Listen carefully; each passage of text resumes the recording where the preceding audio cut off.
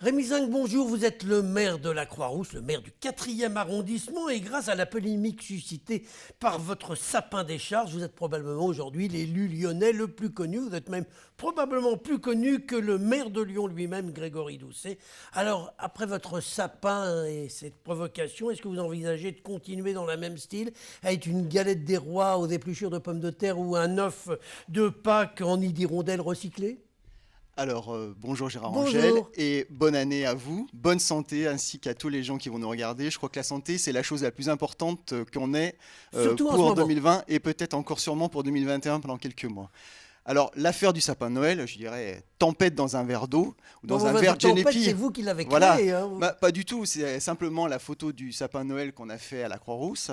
Et de quoi il s'agit? Il s'agit d'un arbre en bois, hein, évidemment, qui a été fait avec du bois recyclé, non traité, par une entreprise tout à fait du nord de Lyon, à côté de Lyon.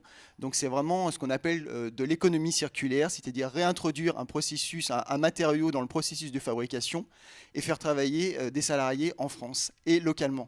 Donc c'est ce qu'on appelle une économie circulaire et c'est une démarche que je revendique totalement en tant qu'écologiste. Voilà.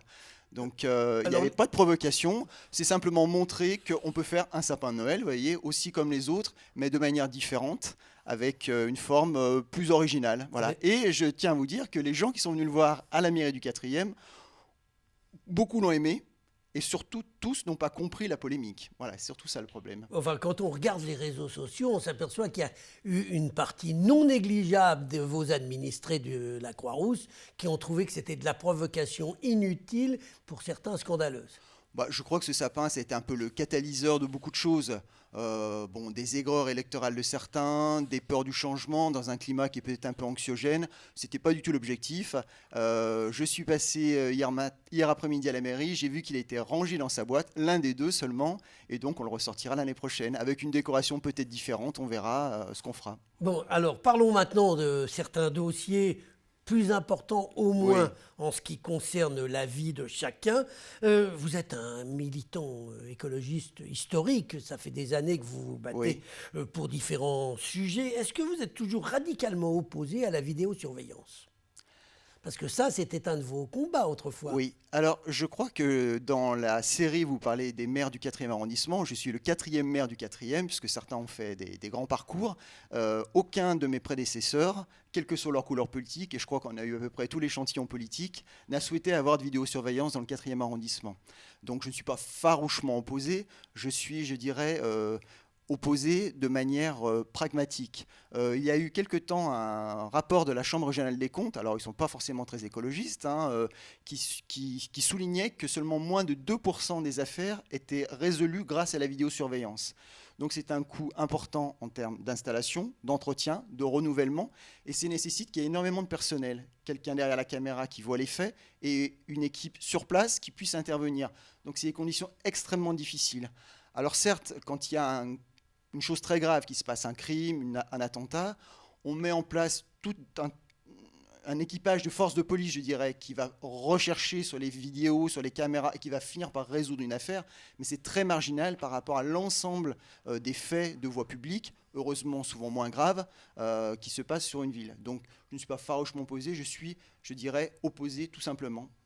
Opposé à la vidéosurveillance. Alors ça vous a pas empêché, juste après l'incendie cet été du Gros Caillou, de dire ah bah si ça continue, on va mettre de la vidéosurveillance. Je trouve ça extraordinaire. Non, Parfois, vous en voulez pas, mais quand ça touche votre arrondissement et que les riverains doivent vous dire j'en ai marre, là vous dites ah bon, on pourrait peut-être en mettre un peu. non, c'était pour simplement rappeler qu'en effet, il n'y a pas de vidéosurveillance. Ça implique aussi qu'à un moment, dans cet arrondissement qui a une certaine convivialité, chacun doit être responsable de ce qu'il fait. Voilà. Donc, ça n'avait pas d'autre vocation. Voilà. Mais par contre, en termes de sécurité, puisque vous en parlez, Alors voilà. un maire d'arrondissement, parce que j'entends la petite musique du sud de la presqu'île, comme quoi le maire de Lyon ne fait pas son travail, je dois dire qu'un maire d'arrondissement peut quand même faire des choses à son niveau en tant que maire d'arrondissement pour ce qui est de la tranquillité de la police. Moi, j'ai la sécurité dans mes responsabilités en tant que maire d'arrondissement, j'ai voulu la prendre. Et tous les mois, nous avons ce qu'on appelle le point prévention sécurité avec le commissaire de police, la responsable du poste de police municipale, les acteurs de la sécurité et de la prévention. Et on fait une réunion qui est assez longue où on passe en revue toutes les problématiques de l'arrondissement et on peut faire un travail assez fin avec les régies d'immeubles, avec les bailleurs sociaux, avec la police de proximité pour résoudre des problèmes. Alors les problèmes du quotidien, évidemment, les graves problèmes de trafic, on ne peut pas les résoudre seul, c'est la police nationale. Mais on peut faire quand même beaucoup de choses au niveau de l'arrondissement, par un maillage, par une connaissance fine du terrain, par des remontées aussi que font les habitants, hein, je le dis clairement, qu'on peut faire suivre, et on finit par résoudre des affaires. Vous parliez de l'incendie du Gros Caillou, il a été résolu de cette manière-là aussi, par quelqu'un qui m'a fait un témoignage que je retransmets à la police. Voilà. Donc, bon, on peut faire des choses. Les écologistes que vous êtes n'auraient pas parlé de dénonciation il y a quelques années?